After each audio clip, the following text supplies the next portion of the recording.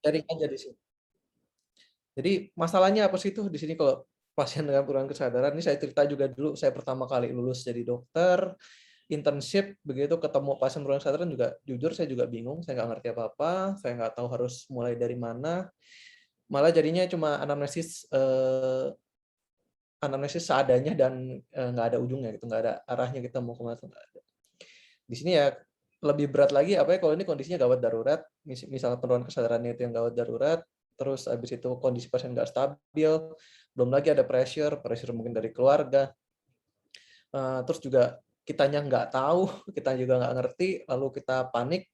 Nah ini kita mau ngapain di sini? Kita nggak tahu nih, kasarnya, mau menghadapi pasien dengan penurunan kesadaran kita mau ngapain kita nggak tahu. Nah di sini kalau kita lihat dari bagian ini ya, jadi memang beberapa banyak juga yang tanya ke saya, "Dok, jadi bagaimana ya tipsnya bagaimana ya nanti kalau nanti udah praktek, nanti kalau udah di UGD gimana menghadapinya?" Jadi sebenarnya kalau boleh jujur ini sebenarnya masalah, pengalaman ya, experience. Jadi ya nanti semakin lama kalian makin banyak menangani pasien dengan penurunan kesadaran, itu pasti nanti akan semakin, jago. Jadi untuk yang belum tahu, belum mengerti, dan masih belum pede, nggak apa-apa, jangan berkecil hati, jangan takut, karena memang ini berdasarkan pengalaman. Jadi semakin banyak kalian terima pasien penurunan kesadaran akan makin jago. Jadi ya nggak ada yang dokter yang langsung masuk keluar, masuk ke IGD gitu langsung ngerti semuanya nggak ada. Pasti, kita belajar dari experience. Cuma ya masalah sebelum dari experience ini kita lihat yang 2 kotak di sini ya. Kita harus punya informasi dan knowledge juga. Jadi kalau kita lihat di sini informasi itu ya kita cuma tahu ceplok-ceplok, kita tahu teori A, B, C, D, E, kita tahu teori penurunan kesadaran ini, masalahnya ada di aras, gangguannya bisa ada di mana, ini informasi. Nah, di sini yang selain kita butuh informasi, kita butuh apa? Knowledge. Jadi kita butuh pemahaman dan pengetahuan. Bagaimana kita menyambungkan informasi-informasi yang kita punya, gitu. Kayak contohnya, oh ini penurunan kesadaran bisa karena ada gangguan di aras. Nah, kira-kira gangguan di arasnya apa? Nah, itu yang kita bilang knowledge. Nah, kamu tahu kira-kira antara A, B, C, D, E, F itu hubungannya bagaimana? Apa namanya, hubungan antara satu informasi dan informasi yang lain. Untuk insight, insight ini kita kayak menemukan satu poin yang kira-kira nggak kepikiran. Jadi kayak, ini pasien penurunan kesadaran, kondisinya begini. Kira-kira saya harus, anamnesis apa ya? Saya harus periksa ke arah mana ya? Nah, itu yang namanya namanya insight. Jadi kamu kayak kira-kira punya, pemikiran ke depan, kira-kira, bisa memperkirakan ini mau ke arah mana gitu. Yang terakhir tuh wisdom. Wisdom ini udah yang paling tingginya lagi. Jadi kamu bisa tuh yang kayak datang, lihat pasien, kondisi penurunan kesadaran, mungkin pasiennya belum kamu anamnesis saja, kamu udah lihat sekilas dari jauh gitu ya, kamu udah tahu ini kira-kira penurunan kesadarannya metabolik atau intrakranial atau non intrakranial. Nah, cuma ya di sini sekali lagi ini experience. Jadi ya nggak ada yang bisa langsung masuk UGD, kamu langsung bisa tahu ini kondisinya bagaimana. Jadi ya sabar-sabar aja, sering-sering dapat paparan dengan pasien penurunan kesadaran dan banyak-banyak belajar. Karena kayak tanpa informasi yang jelas kalian nggak akan tahu, nggak akan bisa dapat insight atau wisdom. Nah di sini ya mudah-mudahan setelah sharing ini kalian tahu ya alur pendekatan pasien dengan penurunan kesadaran tuh urutannya bagaimana, mau ngapain aja, apa aja yang harus dilakukan. Terus juga kalian harus bisa memeriksa GCS dengan benar karena ini basic banget. Jadi pertama kali pasien penurunan kesadaran, kalau di neurologi pasti kita mainnya GCS. Kalau di bagian lain mungkin yang di non neurologi mungkin GCS cuma sekilas. Tapi kalau di neurologi ini kita udah pegangan mati banget deh kalau untuk pelaporan GCS begini. Lalu bisa memeriksa tanda-tanda lateralisasi, terutama pada pasien penurunan kesadaran, lalu bisa menyimpulkan kemungkinan etiologinya, apakah intrakranial atau extrakranial, dan kita nanti kenalan sedikit deh dengan prinsip tata laksana awal dan khusus, terutama untuk pasien-pasien dengan penurunan kesadaran yang etiologinya berbeda-beda. Di sini, ini secara umum ya, jadi kalau udah pasien penurunan kesadaran, pertama sebelum kalian ribet-ribet mau mikir ini intrakranial atau extrakranial, pasti udah pada tahu ya, yang ABC. ABC ini udah basic banget, jadi ini sebenarnya nggak usah dikasih tahu, kalian udah harus otomatis. Airway, breathing, circulation. Ini mau pasien apapun itu, kalau gawat darurat pasti harus selalu utamakan ini. Lalu baru setelah ABC ini aman, baru kalian masuk ke pemeriksaan anamnesis, PF, dan laboratorium. Lalu setelah itu kita perkirakan etiologinya, kira-kira etiologinya apa? Apakah intrakranial, ekstrakranial, atau meragukan? Lalu kita bisa melakukan pemeriksaan tambahan lainnya seperti brain imaging, lalu baru kita menuju ke tata laksana spesifik. Ini secara umum ya, secara umum. Kalau kalian mau baca algoritma penurunan kesadaran dari berbagai macam sumber, pasti ada yang berbeda-beda. Cuma ini dari secara umumnya aja. Nah, ini untuk secara singkat dulu. Jadi kalian harus tahu dulu kesadaran itu, kalau kita lihat itu, komponennya sebenarnya ada dua. Ada awake dan aware. Awake itu ada siklus bangun dan tidurnya. Jadi kalau pasien itu, ya dia harus ada waktu tidurnya, ada waktu bangunnya. Sekalipun waktunya kebalik ya, contohnya kayak orang shift malam gitu, kerja malam, misalnya dia kerja dari jam 7 malam sampai 7 pagi, dia bangun terus gitu, nanti siangnya tidur, itu masih wajar. Tapi dia ada siklus bangun tidur. Tapi kalau pasien yang nggak sadar, itu biasanya nggak imbang. Jadi waktu bangun dan tidurnya itu nggak normal. Bisa kayak contohnya ya, sepanjang hari lebih banyak tidurnya, bangun itu cuma kayak makan, terus habis itu dia bisa tidur lagi. Jadi itu siklusnya tuh nggak bagus gitu ya. Jadi benar-benar nggak imbang antara dia bangun dengan tidurnya. Dan yang kedua, aware. Aware ini dia bisa ada respon dan reaksi yang appropriate atau respon dan reaksi yang tepat terhadap perubahan kondisi atau stimulus di sekitarnya. Jadi kayak contohnya kayak misalnya pasiennya ini kelihatannya bangun gitu ya, buka mata gitu ya. Tapi kok bengong-bengong gitu, kita panggil nggak ada nyaut. Kita kasih rangsang nyeri cuma aduh gitu, nggak ada ngomel, nggak ada komplain, nggak ada apa-apa. Jadi itu pasti ada sesuatu nih, kesadarannya mulai terganggu nih. Kenapa? Karena dia nggak ada respon atau reaksi yang appropriate begitu terhadap perubahan kondisinya. Nah, jadi kalau penurunan kesadaran ini secara singkat, secara praktisnya kita lihat aja, ada yang nggak beres nggak nih antara kedua ini. Ini terutama nanti buat kalau kita anamnesis ya. Contohnya nih, kalau pasiennya awake but not aware, itu biasanya kasusnya, ini kasarnya aja, contohnya pada pasien vegetatif. Biasa pada pasien vegetatif, misal sequel dari stroke, sequel dari infeksi otak, atau apa, ini ada yang kayak gini. Ada yang kelihatannya bangun, tidur siklusnya ada, buka mata ada, kedip-kedip, blinking ada, mungkin makan masih bisa, tapi udah nggak ada kontaknya, cuma bengong-bengong, diam kayak tanaman. Ada juga yang kayak dia tidak awake dan tidak aware. Nah, ini yang biasa kita ketemu koma. Jadi dia tidur terus dan nggak ada aware, nggak ada respon reaksi. Nah, ada juga yang terakhir, ini ada nggak ya yang kayak aware tapi nggak awake? Ini saya belum pernah ketemu sih kasus yang begini. Lalu berikutnya masuk ke etiologi. Secara umum kan etiologinya paling gampang intrakranial atau ekstrakranial ya. Ini yang intrakranial nanti kita bahas di belakang. Cuma yang biasanya ini kalau pengalaman saya yang paling sering ketemu untuk ekstrakranial ya ini ya. Imbalans dari elektrolit. Imbalans dari elektrolit itu contohnya kayak hiponatremi. Itu paling sering. Paling sering tuh hiponatremia tuh bikin gangguan kesadaran. Kalau yang hipokalemia biasanya enggak. Biasanya jadinya lemes, jadi kayak paralisis. Terus yang kedua terkait diabetes, bisa hipoglikemik, hiperglikemik. Yang ketiga itu gangguan metabolik kayak gangguan hepatic encephalopathy, uremic encephalopathy. Yang keempat ini lung disease atau hipoksia atau segala kondisi yang menyebabkan dia hipoksia ya. Terus yang kelima sepsis, keenam itu shock kayak hipovolemik, kardiogenik, anafilaktik. Terus ketujuh itu obat-obatan atau racun atau alkohol, ini juga bisa bikin kesadaran. Dan yang terakhir ini biasanya cardiac problem kayak gangguan jantung kayak sinkop atau heart attack. Heart attack sih biasanya jarang bikin penurunan kesadaran, tapi biasanya langsung meninggal ya. Cuma ada juga yang bikin rest, terus di RJP sirkulasinya balik, tapi ya kesadaran udah nggak balik. Biasanya udah kena di hipoksianya otaknya, jadi dia udah nggak kesadaran udah terganggu. Jadi banyak juga yang kayak gitu, pasien post rest gitu ya, udah di RJP, udah balik nadinya, cuma ya kesadaran nggak balik karena memang mungkin udah prolong hipoksia. Itu ekstrakranial yang sering ditemukan. Nah, kita bisa menilai kesadaran tuh ada dua, kuantitatif sama kualitatif. Kuantitatif itu yang biasa kita pakai GCS atau Fourscore. Fourscore ini di Indonesia saya sih belum familiar ya. Saya nggak tahu di tempat lain mungkin apa ada yang udah pakai Fourscore atau belum. Tapi biasanya yang kita pasti pakai itu masih GCS. Bahkan di internasional juga masih GCS. Kalau yang kualitatif, ini ada yang kayak delirium, somnolens, sopor, koma.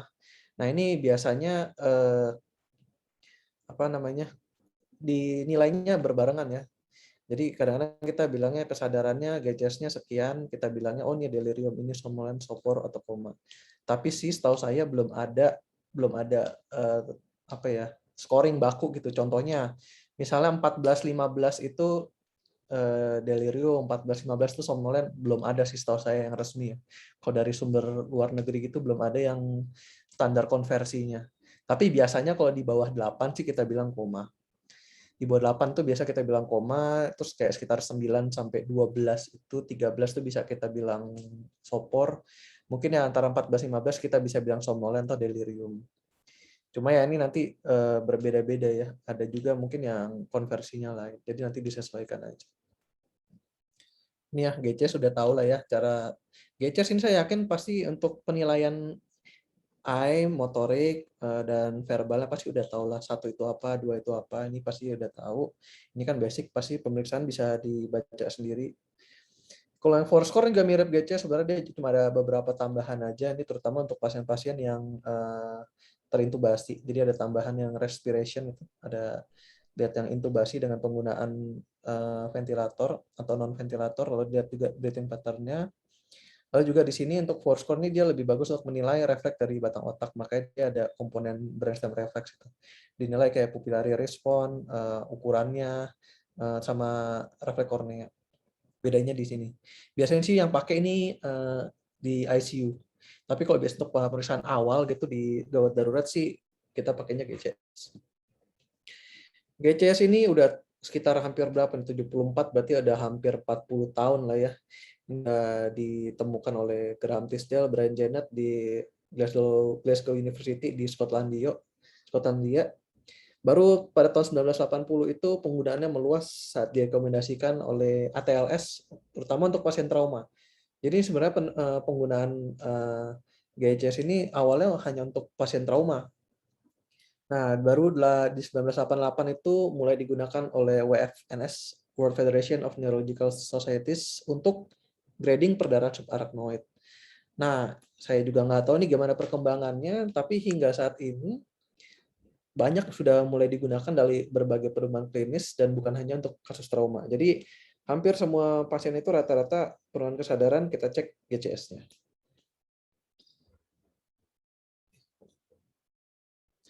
Nah, ini kenapa pertimbangannya? Jadi sebenarnya kalau pemeriksaan GCS itu ada pertimbangan untung ruginya ya. Jadi ada kelebihan, ada juga kekurangannya.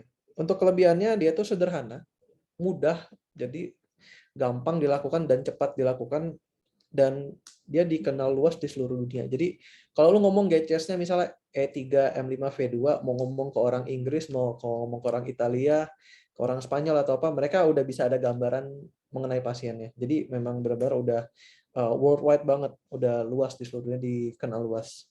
Dan dia juga nggak perlu alat-alat khusus untuk pemeriksaannya, modal PF standar aja. Dan ini memudahkan untuk memberi instruksi. Contohnya, kalau GCS 8, saran intubasi kayak gitu. Jadi sebenarnya untuk praktisnya aja. Sedangkan kekurangannya apa? Jadi kalau GCS ini bisa ada bias interpretasi pemeriksa. Kayak contohnya kalau pemeriksanya 2 orang, 3 orang, belum tentu ya, belum tentu yang menilai itu bisa sama gitu. Jadi memang bias interpretasi itu agak cukup mengganggu di pemeriksaan GCS ini.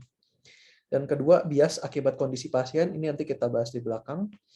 Ketiga itu reliabilitasnya berkurang jika kita menggunakan skor total. Jadi ada yang menyarankan bahwa GCS itu sebenarnya tidak boleh ditotalkan karena biasnya juga cukup luas.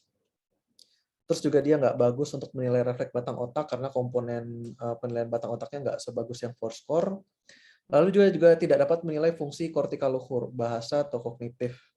Nah ini kayak contoh kayak pasien-pasien nanti gangguan kognitif, gangguan bahasa itu penilaian GCS-nya bisa bias. Tips pemeriksaan. Jadi ini kamu kalau ketemu pasien penurunan kesadaran sebelum ABC bisalah sekilas cepat lakuin pemeriksaan GCS, kan gampang tuh ya. Kalian ya kalau dipanggil-panggil nggak respon ya tinggal rangsang nyeri aja. rasa nyeri di 3 tempat, ada di trapezius, di nail bed, atau enggak di supraorbita, kan bisa langsung lihat tuh kira-kira GCS-nya berapa. Jadi langsung periksa secepat mungkin, seawal mungkin, fungsinya untuk menetapkan baseline. Jadi nanti kita tahu, contohnya sejam lagi kondisinya perbaikan atau perburukan sih. Kalau kita nggak tentuin baseline ya nanti pasti kita nggak tahu perkembangan pasiennya bagaimana. Yang kedua, kalau bisa periksa sama rekan lain, sama perawat kayak atau sama teman lain yang sambil jaga.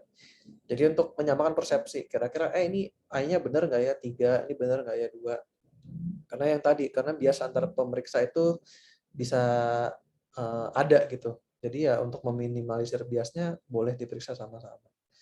Lalu kita menilai, mencatat, dan melaporkan itu per komponen, jadi bukan total. Jadi kalau laporin nanti, dok GCS-nya E3, M5, V2. Jadi bukan cuma lapor, dok GCS-nya 12, dok GCS-nya 10, 11, enggak. Karena itu nanti kita bahas di belakang. Jadi kenapa nanti di belakang itu kita harus bahas, harus lapor komponen GCS-nya per komponen. Nanti kita bahas di belakang. Terus nanti GCS harus diperiksa ulang, terutama apakah ada faktor perancu atau bias. Terutama pada skor GCS yang tidak lazim. Ini nanti kita bahas juga di belakang. Apa sih skor GCS yang tidak lazim itu, yang tidak biasa, tidak umum. Terus yang terakhir ini GCS itu harus kita periksa berkala ya, sesuai indikasi. Contohnya pasien ini trauma gitu. Trauma kita curiga dia ini contohnya EDH. Kita curiga takutnya dia ada misalnya lucid interval. Nah, ini kita observasi GCS berkala. Ada nggak dia penurunan GCS gitu. Misalnya tadinya 14 gitu, ngantuk-ngantuk. Oh, ternyata setelah diperiksa sejam 2 jam kemudian jadi turun GCS-nya. Itu penting makanya untuk observasi GCS berkala. Biasanya yang penurunan GCS di atas 2 itu yang kita anggap signifikan. Nah, ini skor GCS yang tidak lazim. Nah, jadi yang kapan sih yang kita bilang skor GCS ini tidak lazim atau bukan tidak normal ya. Aneh lah gitu. Nah, ini contohnya adalah kalau perbedaan antar komponen tuh terlalu jomplang gitu. Contohnya I-nya 1, M6, motornya 6, V-nya 5. Ini kalau kita lihat, ini kok jomplang banget. Kenapa I-nya 1, M-nya 6, V-nya 5. Padahal pasiennya sadar penuh gitu. Tapi kalau kayak contohnya kita kita jumlahkan, ini GCS-nya cuma berapa nih? 12 gitu. Kok kayaknya penurunan kesadaran nih. Nah, ternyata I-nya 1 kenapa dia nggak bisa buka mata? Dan ternyata kita cek lagi, oh dia ada edema periorbital, ataukah dia ada trauma orbital, tulang frontalnya patah, atau apa, ada trauma kapitis, atau dia ada penggunaan alkohol, atau malah udah disedasi. Jadi kondisi-kondisi begini yang kita bilang GCS-nya nggak lazim, ya nggak mungkin nanti kita lapor, dok GCS-nya I-nya 1, M6, V5, karena itu terlalu jomplang untuk dibilang untuk dinilai antar komponennya. Yang kedua, contohnya yang verbalnya satu, tapi dia buka mata penuh, kita instruksikan motoriknya masih bisa dilakukan, tapi kok nggak bicara gitu, verbalnya 1. Nah, ini biasanya umumnya gangguan-gangguan bahasa nih, kayak gangguan bahasa, afasia, kayak dia afasia sensorik itu nggak ngerti instruksi kita, atau mungkin afasia motorik nggak bisa bicara gitu. Atau malah ada gangguan kognitif, demensia, pasiennya nggak mau bicara, atau gangguan psikiatri kayak depresi, skizofreni, atau gangguan tumbuh kembang, atau pasien memang sudah kayak tuli bisu dari kecil, atau malah ada ini language barrier, kayak contohnya penggunaan bahasa. Kita pakai bahasa Indonesia, pasiennya nggak ngerti bahasa Indonesia, jadi dia nggak bisa ngomong gitu, jadi kayak dia nggak tahu mau ngomong apa. Atau malah pasiennya ada intubasi atau tracheostomy. Nah, itu yang kita bilang nggak lazim kalau kita bilang E-nya 4, M6, V1. Nah, kalau yang terakhir motoriknya 1, jadi kayak ini matanya buka penuh, bicara bisa, tapi kok nggak bisa gerak nih tangan kakinya. Nah, ini biasanya kita cek apakah ada gangguan motorik sebelumnya, contohnya hemiparesis duplex.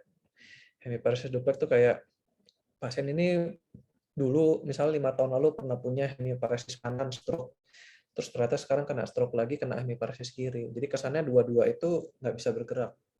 Atau mungkin dia tetraplegi karena ada trauma servikal atau ada kena GBS. Nah, gimana nih kalau kita menemukan skor GCS yang aneh, yang nggak lazim seperti ini? Karena nggak mungkin kita laporkan E-nya 4, M1, V5. Nah, gimana jika ada faktor-faktor perancu itu? Di sini ini tergantung dari nanti tempat kalian biasanya bagaimana. Cuma kalau di tempat saya biasanya nih kita menilai komponen yang tersisa. Jadi misalnya matanya bengkak, nggak bisa dinilai gitu ya. Komponen buka tutup matanya, ya udah kita nilainya motornya sama verbal. Lalu untuk komponen yang nggak bisa dinilai, jangan dikasih nilai 1 gitu loh. Jangan dikasih nilai 1 karena kan dia ada perancunya. Jadi kita gunakan kalau di tempat saya NT, not testable. Jadi nggak tidak bisa diperiksa, tidak bisa dites gitu. Dan jangan melaporkan skor total kalau ada satu komponen yang nggak bisa diuji. Jadi kayak tadi misalnya I-nya not testable, ya jangan artinya kita laporin GCS-nya jadi 11 karena motornya 6, V-nya 5 enggak. Jadi kita nggak boleh laporin skor totalnya. Terus habis itu kita bisa adaptasi juga nih teknik pemeriksaan. Contohnya kalau misalnya tadi motorik ya, motorik tangan kakinya lumpuh tetraparesis. Kan kalian bisa ini minta gerakin otot-otot di wajah, mungkin suruh buka tutup mata, naikin alis. Jadi kalau misalnya pasiennya punya trauma servikal, kita walaupun dia motoriknya nggak bisa gerak, kita masih bisa nilai komponen motoriknya dengan otot-otot di bagian wajah atau di kepala. Nah, ini untuk pelaporan GCS. Nah, ini Tisdale sendiri dia menyarankan pelaporan dan penilaian itu secara per komponen. Karena kalau pelaporannya per skor total, biasanya tinggi sekali. Contohnya, yaitu tadi kalau pasien tetraparesis kita nilai E4, M-nya 1, V-nya 6, total skornya 11. Kalau kita lapor dok, pasien GCS-nya 11. Loh, padahal dia nih sadar penuh gitu, cuma dia tetraparesis. Kalau kita lapornya GCS-nya 11 ya kesannya GCS-nya rendah atau kayak ini kok pasien sopor ya, pasien nggak sadar. Dan sejauh ini memang belum ada panduan resmi mengenai skor GCS kuantitatif ke kualitatif. Jadi kalau saya sih biasanya lapornya tuh per komponen aja GCS-nya E3, M5, V2. Jadi nggak kita kayak kita apa namanya kita konversi gitu ke kuantitatifnya karena nggak nggak nggak apa ya nggak akurat gitu. Next. Nah ini, laporkan juga hasil pemeriksaan per komponen, dan kalau komponen yang nggak bisa diperiksa karena ada perancunya, diberikan keterangan, misalnya I-nya not testable, edema periorbita, atau ada kayak misalnya trauma orbita atau yang lain, jadi diberikan keterangan. Lalu jangan menilai komponen yang ada biasnya itu dengan angka 1 atau 0, dan jangan dijumlahkan skornya. Jadi udah tahu ya kalau periksa GC sekarang begitu. Jadi karena nih saya dulu pernah ada stase luar. Stase luar itu jadi kayak ada internship-nya tuh yang terima pasien di UGD, dia lapor ke PPDS-nya, dok pasien datang dengan keluhan kelemahan di tangan dan kaki. Jadi pokoknya dia lapor tuh kayak anamnesisnya GBS banget gitu. Oh ini kayaknya GBS. Nah pas dia lapor PF-nya, GCS-nya dok E4, M1, V-nya 5. Ya pas saya lihat loh harusnya ini nggak boleh M-nya dinilai 1 gitu karena ada bias perancunya bahwa dia emang ada gangguan motorik gitu di ekstremitasnya. Jadi nanti kalau memang pasiennya kayak gitu ya dijelaskan dok ini motoriknya 6 tapi dia bisa ikut perintah dari otot-otot wajah misalnya begitu. Jadi jangan sampai lapor pasiennya itu nanti GCS-nya aneh gitu ya. Jadi nanti udah tahu nih kalau udah di lapangan ketemu pasien penuh kesadaran harus gimana. Ya, nih berikutnya setelah kita nilai GCS secara ringkas, ya periksalah ABC-nya. Pasti udah pada bicara ya. Airway, buka, bersihkan, pertahanan potensi jalan nafas. Biasanya kalau kita masih awal ini pakai head tilt, chin lift, jaw thrust, terutama kalau pasiennya kayak ngorok gitu ya. Dengan suara ngorok atau gargling, ya ada suara kumur-kumur. Itu biasa kita coba dulu yang triple airway maneuver ini. Biasanya kalau memang lidahnya jatuh ke belakang, kalau kita pakai triple airway maneuver ini suara ngoroknya hilang. Bisa juga pasang OPA ini, Gudel, terus juga kalau memang misalnya ini kok saturasinya turun nih kayaknya, udah dikasih bantuan breathing, kok masih jelek ininya saturasinya, mungkin bisa sarankan pertimbangan intubasi atau tracheostomy. Breathing tentu pasti oksigenasi adekuat, pasang nasal kanul minimal ya, simple mask NRM sesuai dengan saturasinya, pasang pulse oximetry. Kalau butuh lakukan ventilasi mekanik, kalau memang udah gagal nafas ventilator. Cuma ya minimal ini pasien datang pertama udah otomatis selalu pasang oksigen dulu. Mau pakai apapun itu, mau pakai nasal kanul dulu pun nggak masalah. Yang penting pakai dulu. Terus pasang pulse oximetry. Terus sirkulasi biasanya nih langsung pasang IV line, ukur tekanan darah. Terapi cairan nanti bisa sesuai indikasi apakah dia hipertensi atau hipotensi. Yang penting kita udah punya IV line itu kita udah aman lah. Maksudnya mau loading bisa, mau masukin obat lain juga bisa. Ya ABC ini sebenarnya nggak usah diajarin, kalian udah harus paten sendiri nih, udah tahu mau ngapain nih kalau ketemu pasien yang penurunan kesadaran. 3 ini pasti harus dipegang dulu. Nah, yang ribet ini dari pasien penurunan kesadaran itu sebenarnya, kalau pasiennya sih sebenarnya santai, pasiennya pasti nggak sadar gitu loh. Pasiennya nggak sadar, diam, tenang, mungkin bisa juga gelisah, cuma dia nggak akan komplain gitu, dia nggak akan berisik, dia nggak akan ngeluh, nggak akan banyak bicara gitu. Cuma yang susah di sini, kita nggak bisa tahu riwayat penurunan kesadaran itu gimana. Ini masalah banget, terutama untuk pasien penurunan kesadaran. Apalagi kalau pasiennya misalnya tinggalnya sendiri, pasien ini cerai gitu, anaknya nggak ada, atau udah tua, dirawatnya nggak benar begitu. Ini setengah mati, ini susah untuk alo anamnesisnya, susah banget.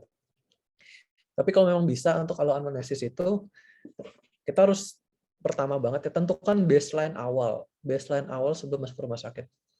Baseline awal nih maksudnya contohnya kondisi dia sebelum yang dibilang penurunan kesadaran itu bagaimana. Ini juga bisa banyak, kalau kalian nggak tahu nih bisa bingung. Contohnya nih ya, saya pernah punya pasien habis stroke. Jadi habis stroke itu kondisinya udah kayak vegetatif. Jadi kayak pasiennya udah nggak ada kontak, buka mata, bangun tidur ada, makan dari NGT gitu ya. Tapi dia ada nih pagi bisa ada buka mata, lihat kanan kiri, tapi nggak ada kontak, nggak ada apa-apa. Terus tiba-tiba dia ada stroke ulang. Nah, stroke ulang itu dia kondisinya lebih berat lagi gitu. Jadi kita harus tahu baseline awal itu bagaimana, apa baseline awalnya tuh memang kondisinya ada defisit atau memang awalnya bagus-bagus. Karena itu nanti bantu banget buat kita nih. Soalnya kalau tadinya kita anamnesis gitu ya. Terus keluarganya bilang, "Iya, Dok, memang sebelumnya pasiennya udah cuma apa di kasur aja, cuma buka mata, bangun tidur, makannya dari selang, terus nggak bisa bicara." Nah, kita tahu kan, oh ini mungkin dulunya udah ada riwayat stroke gitu. Kan beda dengan yang awalnya, oh tadinya bagus-bagus tuh. Tadinya bagus-bagus, masih bisa kerja, masih bisa aktivitas. Jadi kalau kita nggak tahu baseline awalnya, kita bisa susah nanti memperkirakan kira-kira penurunan kesadarannya apa. Soalnya kalau pasien-pasiennya kita nggak tahu baseline-nya gimana, nanti bingung. Ini kira-kira penurunan kesadarannya akut, mendadak, atau yang kayak pelan-pelan, yang gradual. Karena pasien-pasien yang post-stroke gitu ya, yang post-stroke itu biasanya kalau dia ada penurunan kesadaran ulang, biasanya itu malah ekstrakranial. Kayak contohnya sepsis, infeksi, terus gangguan elektrolit, kayak pasiennya dari NGT, keluarganya nggak telaten kasih makan, biasanya begitu. Jadi kita harus tahu dulu ini baseline awalnya, penting banget ini. Terus yang kedua, samakan persepsi penurunan kesadaran dengan keluarga. Jadi ini juga susah nih, kadang-kadang kita tanya, "Bu, ini sebelum nggak sadar gini kondisinya gimana? Bagus-bagus?" Keluarga bisa bilang, "Iya, Dok, sebelumnya bagus. Pasiennya masih bisa gini kok, masih bisa aktivitas, masih bisa makan, tidur, bangun, nggak ada apa-apa." Tapi ternyata salah gitu. Jadi persepsi yang kita bilang penurunan kesadaran sama keluarganya tuh beda.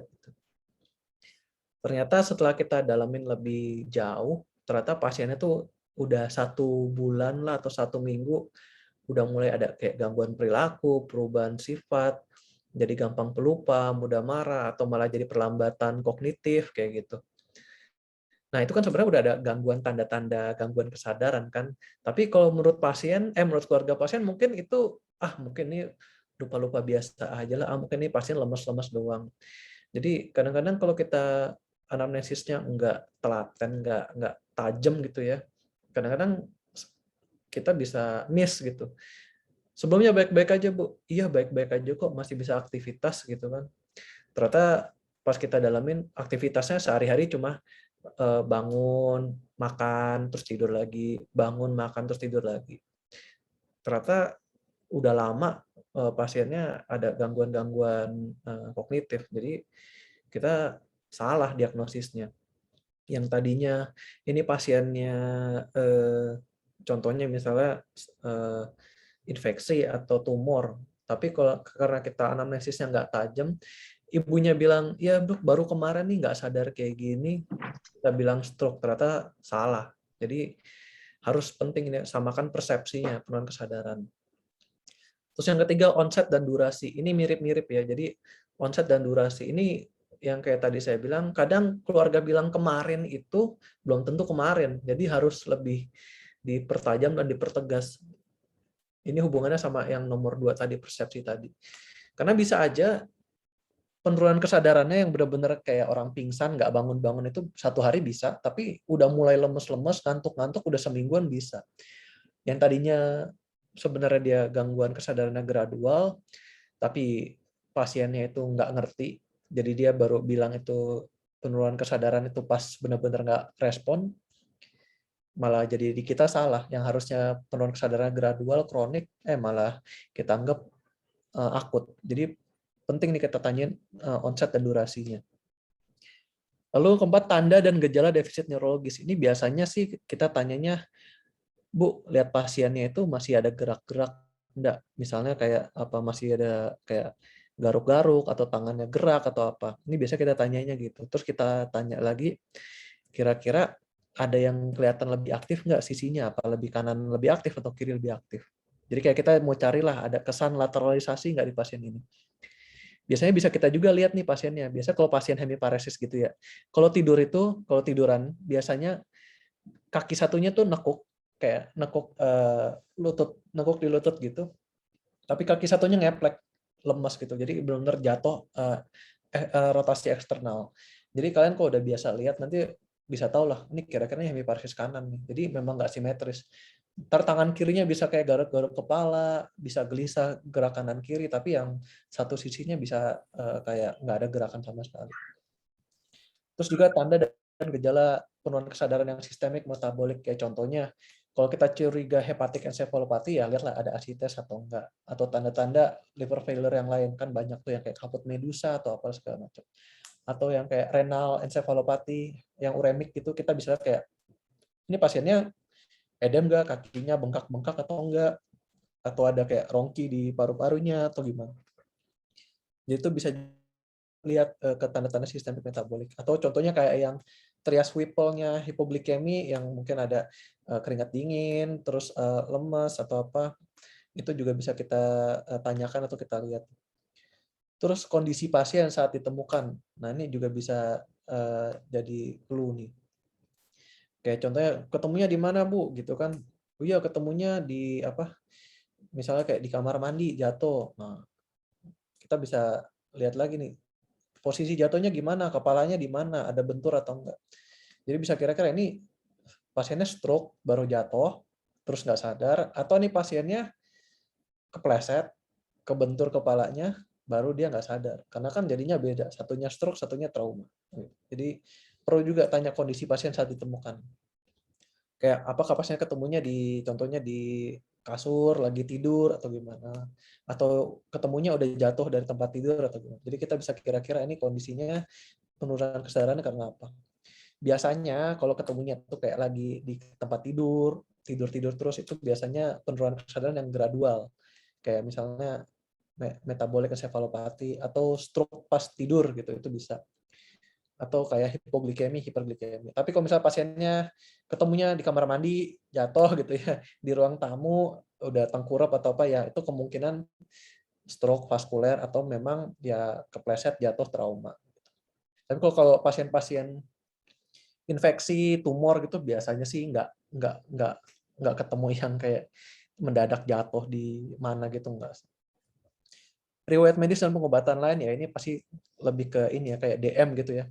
Contohnya kayak, oh nih pasien punya DM dok, dia DM-nya udah nggak terkontrol gitu ya. Ya kita bisa curiga apa nih dia hiperglikemi, apakah AD. Oh dok ini pasiennya ini kok punya diabetes tapi dia terkontrol gula darahnya, dia udah rutin insulin. Ya kita juga curiga jangan-jangan apa nih dosis insulinnya ketinggian atau apa ke hipoglikemi atau gimana. Jadi penting juga tanya riwayat medis lain dan pengobatan lain. Lalu kayak profil pasien, usia, pekerjaan, jenis kelamin. Ya ini sebenarnya kayak stereotyping sih. Kayak misalnya pasiennya, oh ini usianya udah tua nih, usia 60-an gitu, 70-an. Ya mungkin kita bisa curiga nih ke arah kayak apakah stroke, apakah tumor gitu. Terus kalau kayak pasiennya ini kurus gitu, pasiennya kurus, terus kok apa namanya banyak tatonya, banyak needle track-nya, ya kita mungkin bisa curiga apa nih pengidap RVD atau mungkin ada ke arah HIV, jadi kita curiganya lebih ke infeksi atau ya ini lebih ke stereotyping sih, cuma ya beberapa kali memang gambarannya begitu sih. Sebenarnya nggak baik sih stereotyping, cuma ya kadang-kadang bisa membantu juga. Cuma ya kadang-kadang looks can be deceiving juga ya. Jadi ada juga yang pasiennya kelihatan nih kayak orang baik-baik nih, tapi kok ternyata RVD-nya positif ya. Kita nggak tahu lah gimana. Cuma untuk gambaran profil pasien juga bisa kita perhatikan gitu.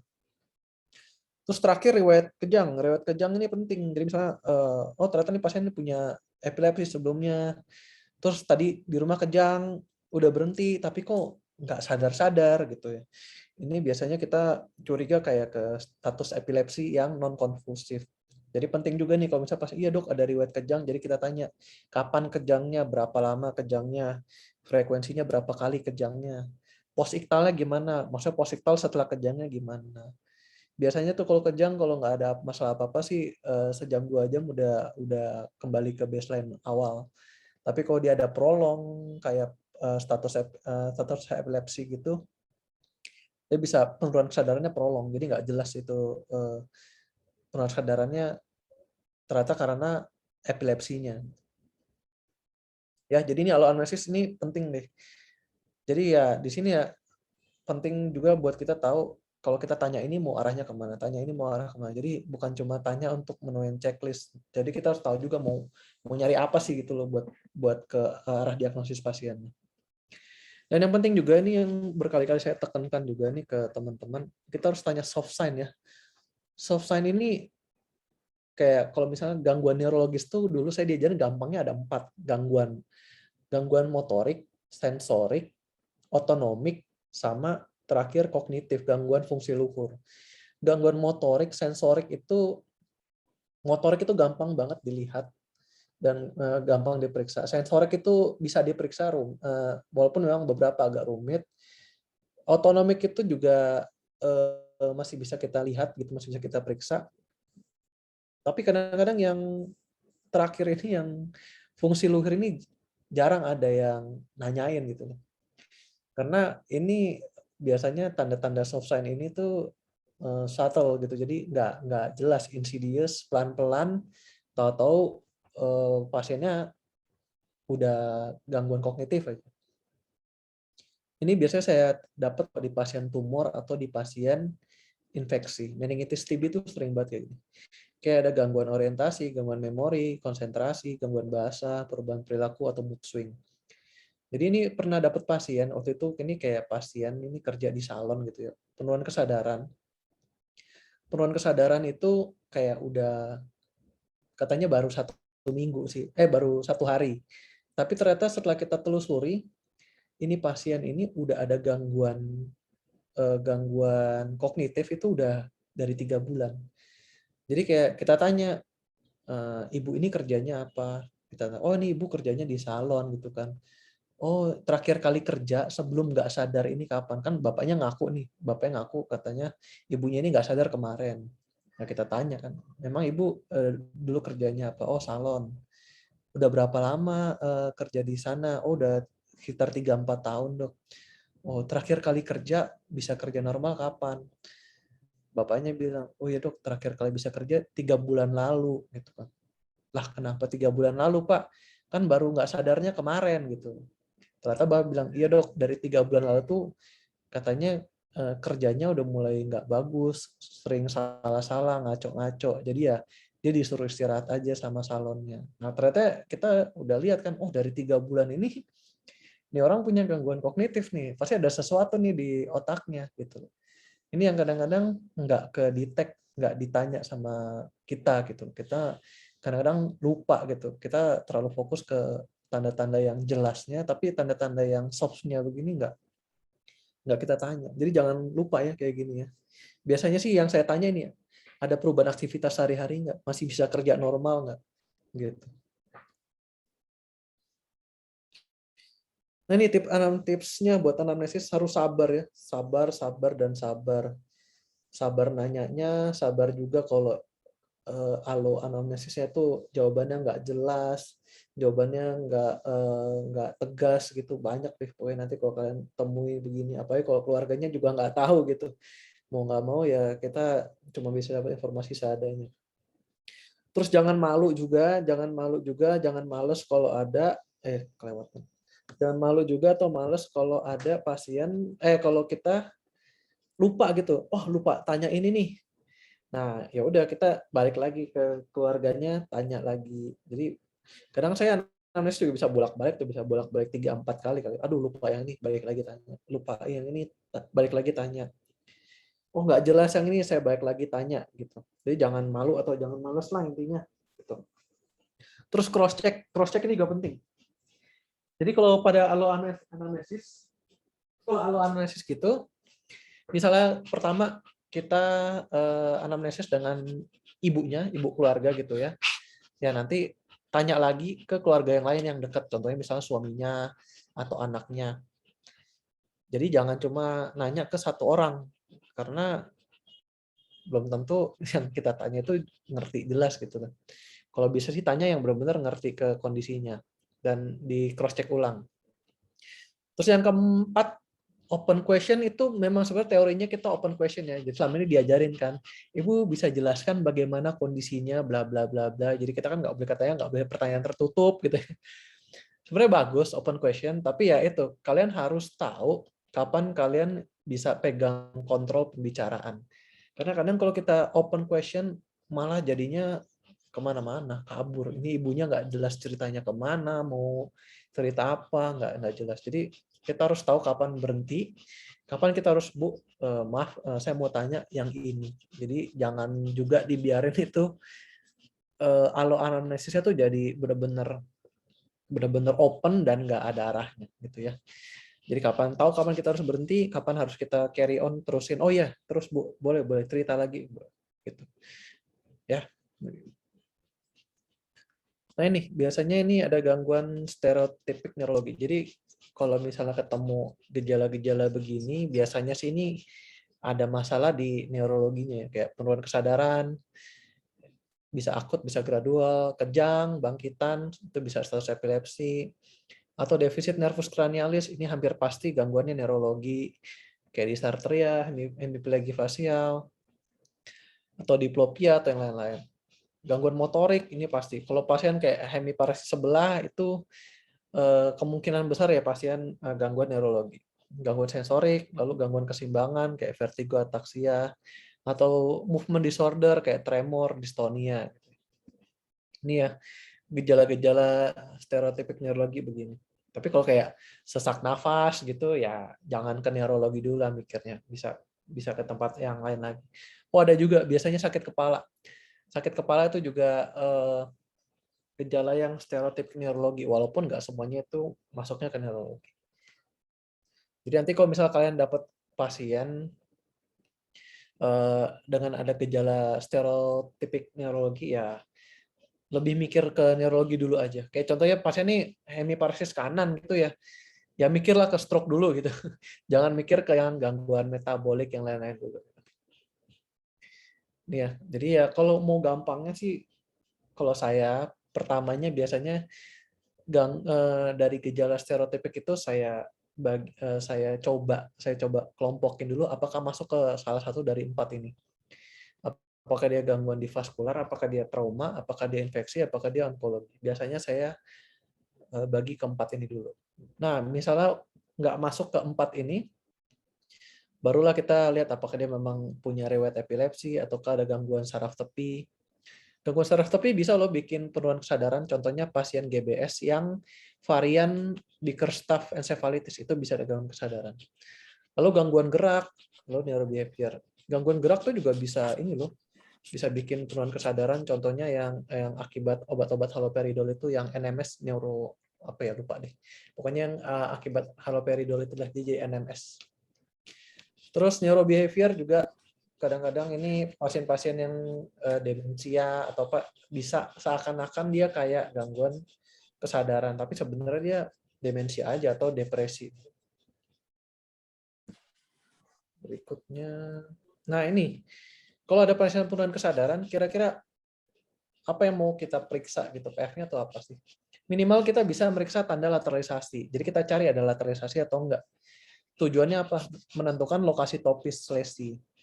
Nah, biasanya kalau ada tanda lateralisasi itu muncul akibat adanya lesi di satu sisi hemisfer. Jadi dia menimbulkan keasimetrisan.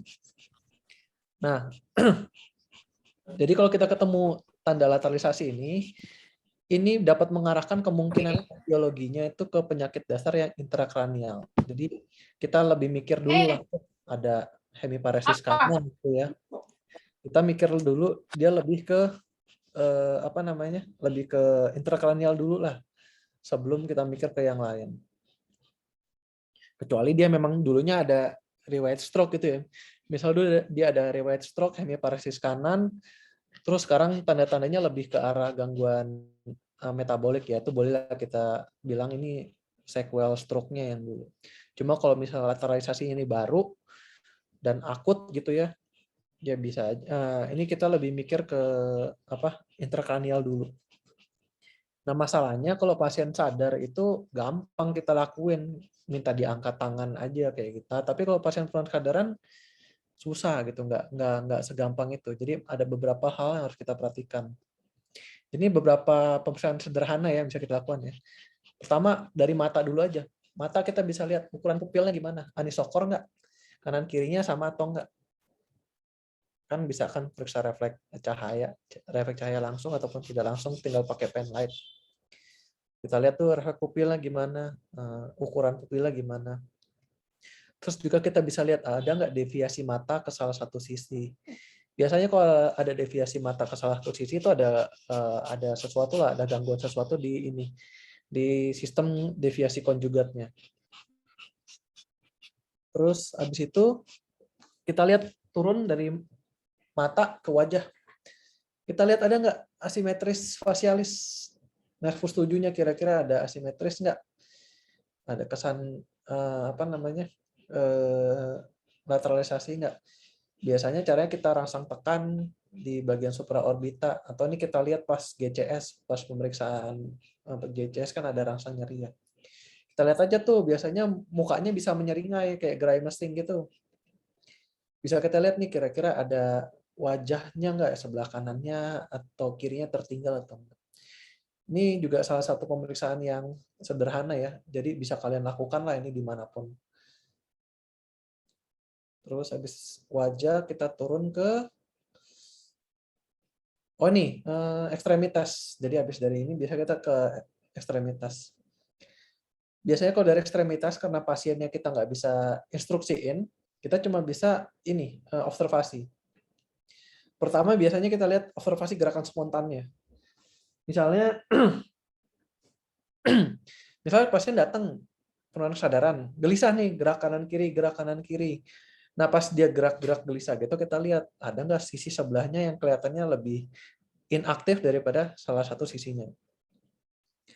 Terus juga bisa juga kita amati pas pemeriksaan GCS sama ya kayak tadi. Misal kita rangsang di bagian trapeziusnya. Kalau dia masih intak itu jalur motoriknya, jalur kortikospinalnya, biasanya dia bisa melokalisasi. Jadi misalnya kita rangsang bahu sebelah kiri ya. Kalau kita rangsang bahu sebelah kiri, normalnya kan refleks kita mau nepis gitu ya, pakai tangan kanan kan. Nah kalau kita lihat gitu, ini kok tangannya yang bergerak tangan kirinya gitu ya. Terus tangan kanannya kok nggak ada gerak gitu. Nah ini kita bisa lihat ini apa? Jangan-jangan ada lateralisasi nih, ada yang lemas di sisi ini. Atau kita pencet aja nail bed-nya. Biasanya kalau nail bed itu kita pencet, kalau dia masih bagus motoriknya, dia bisa ada refleks narik, jadi kayak dia menghindar gitu. Nah tapi kalau dia udah paresis ya, hemiparesis, mau kita tekan sekencang apa, nggak akan gerak tuh tangan. Begitu. Terus kita bisa juga periksa ini limb drop test. Nanti kita bahas ya limb drop test. Nah ini, contohnya kita lakukan rangsang tekan di bagian supraorbita. Nah ini kita bisa lihat kalau yang melokalisir, kita ada nggak tangan kanannya, ada tangan yang bergerak nggak? Biasanya kalau melokalisir, dia akan bergerak ke arah titik yang kita rangsang.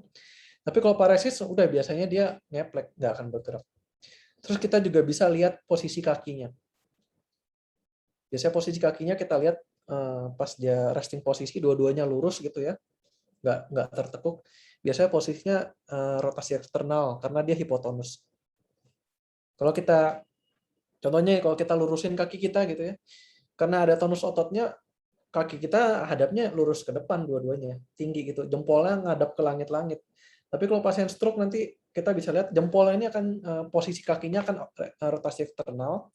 Jadi jempolnya ini nunjuk ke arah lain gitu, bukan ke langit-langit gitu. Jadi kalian bisa coba aja itu deketin dua kakinya, terus kalian lepas, lihat aja tuh ada nggak posisi kaki yang jadi rotasi eksternal. Kalau misalnya ada, kemungkinan ya ada kelemahan satu sisi. Ini bisa ada limb drop test. Ini biasanya di tangan ya. Tangan bisa kita angkat dua-duanya. Pertama kita lihat ininya, wrist-nya, pergelangan tangannya. Kayak di sini nih. Pointer. Nah ini. Nih di sini kalau kita lihat contohnya yang sebelah kiri ini, karena tonusnya masih ada, motoriknya masih bagus, dia masih bisa mempertahankan posisinya nih. Posisi tangannya masih ngadep ke atas. Tapi kalau dia udah lemas, hipotonus, hemiparesis, dia akan ngeplek tangannya. Nah, setelah kita angkat begini, kita coba lepasin nih. Kita coba lepasin. Nah, biasanya yang pasiennya sisi yang lebih lemah, yang hemiparesis, akan jatuh lebih duluan karena nggak ada tahanannya. Jadi pas kita angkat dua-duanya, kita lepasin, yang hemiparesis itu biasanya akan jatuh lebih cepat. Mungkin yang sebelah kiri ini, yang sisi sehatnya, jatuhnya lebih lama dan ada tahanan. Dan posisi jatuhnya lebih bagus. Mungkin nggak secepat yang sebelahnya dan ada posisi untuk mempertahankannya. Tapi kalau yang udah hemiparesis, dia akan jatuh begitu aja, ngeplek. Ini juga satu pemeriksaan yang bisa kalian lakuin. Mudah. Sisanya tonus. Tonus sama refleks. Nah, ini kan kalian udah tahu ya cara periksa tonus atau refleks. Biasanya asimetris di satu sisi. Bisa ketemu hipotonus atau hipertonus, hiperrefleks atau hiporefleks. Tapi biasanya kalau udah koma dalam gitu ya, GCS udah 3, biasanya sih hipotonus semua. Dan bisa juga ada refleks Babinski bisa ketemu di sini.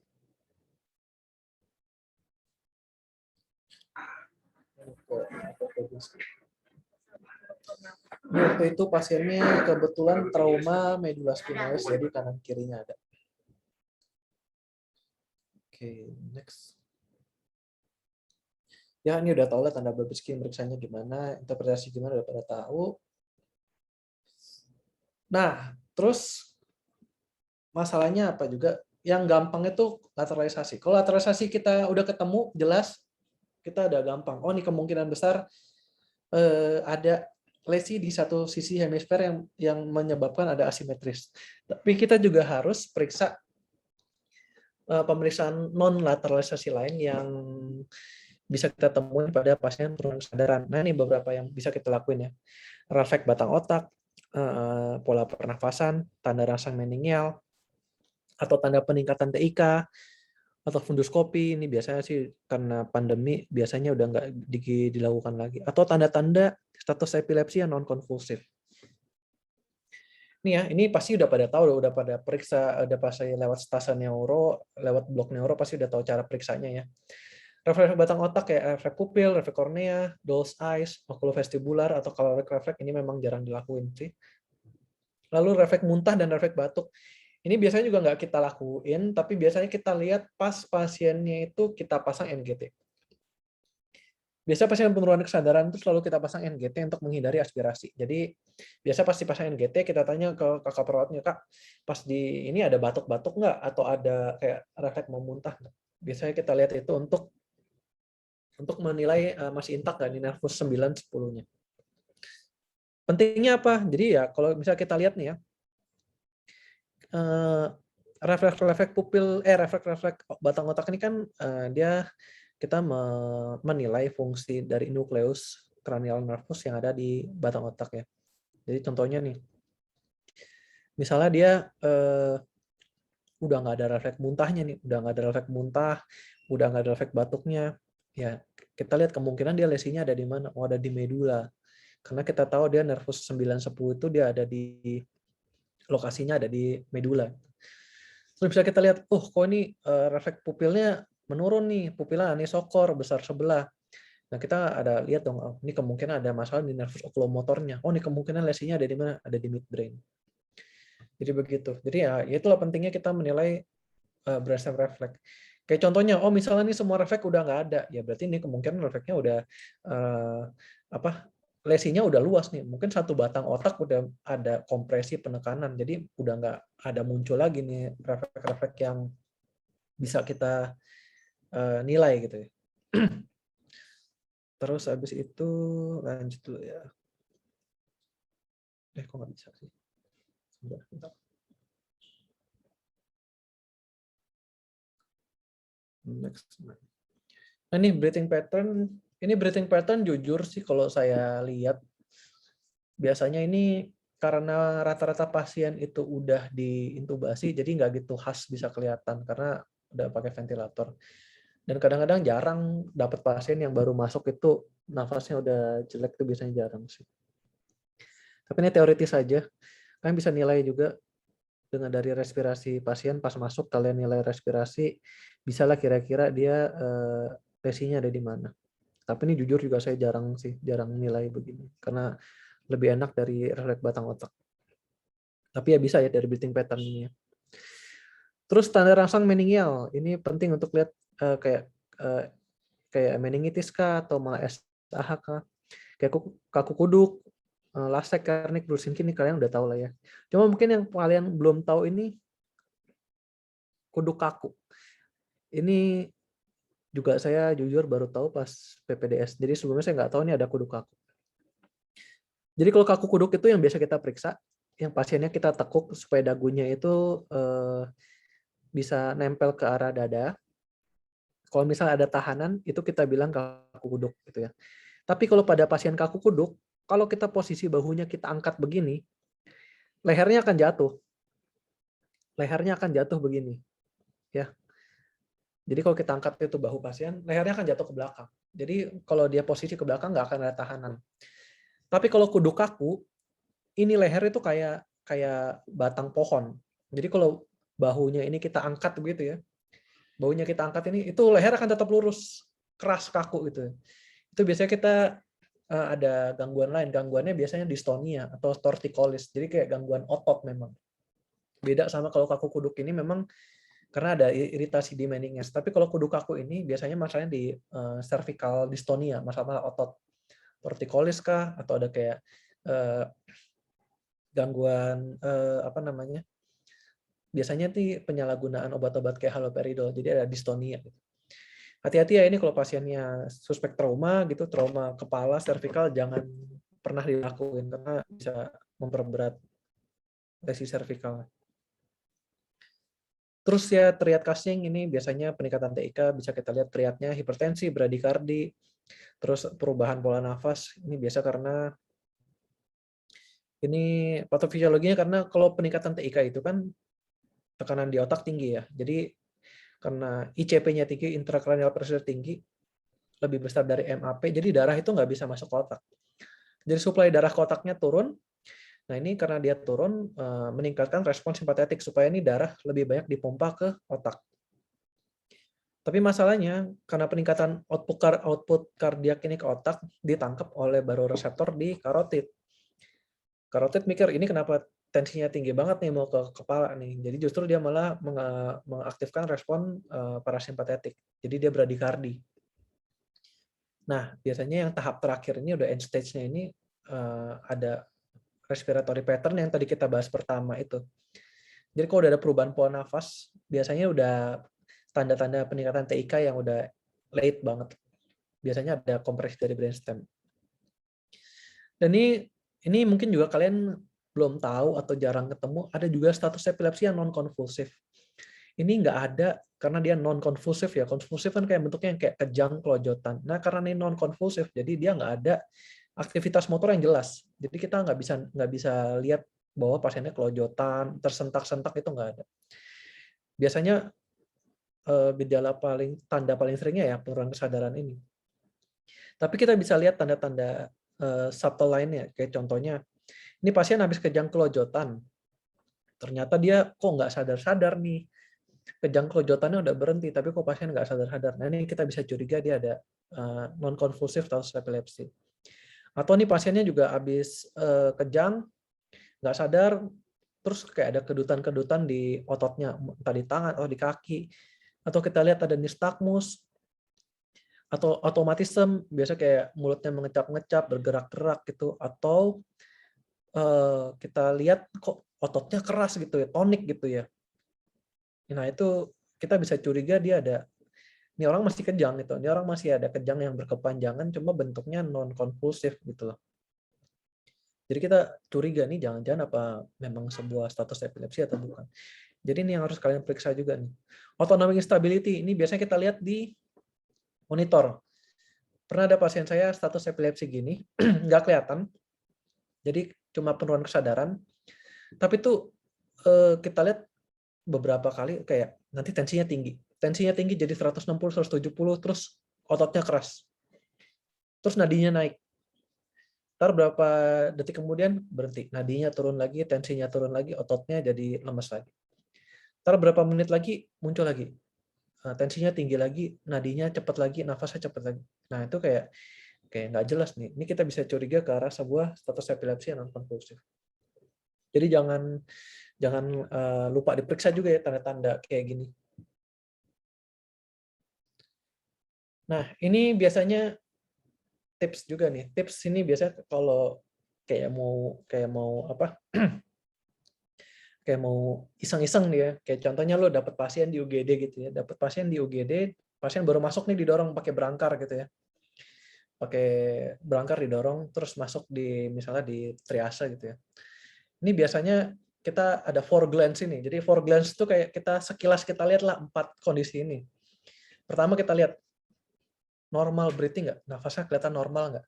Atau ada efek orofaringeal yang terlihat nggak? Contohnya, pasien datang gitu ya, nafasnya masih kelihatan enak gitu. Tahu-tahu dia ada batuk sedikit gitu ya, terus tiba-tiba dia atau ada menguap gitu, atau malah dia dikasih minum masih bisa minum gitu ya.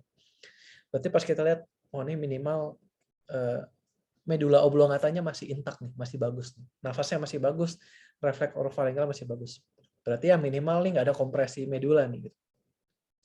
Terus kita lihat nih, ternyata nih pasiennya kayak masih ada buka mata, blinking gitu, jadi kedip-kedip gitu ya. Atau enggak dia tutup mata terus tapi kayak tutup matanya tonik, jadi kayak dia tutup matanya tuh kayak dipaksa gitu. Nah, ini kita masih bisa nih kemungkinan nervus 5 sama 7-nya masih oke nih. Ponsnya masih intak nih.